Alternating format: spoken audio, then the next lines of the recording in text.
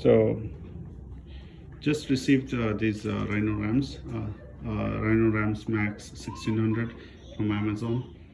This was listed as used, in a very good condition. This ram right here, these are pretty heavy duty, but if you see, this one here is pretty good, but this one is defective. Look at this.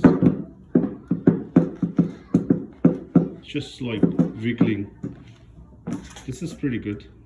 It doesn't wiggle or anything, but this is just too much. Look at that. Look at the play.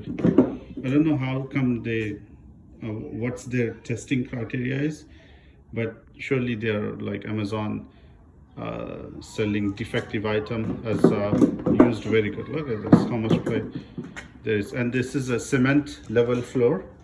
There is nothing underneath.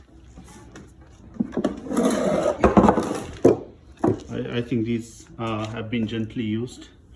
You see these all cracked, but this is leveled, this ramp. But this one,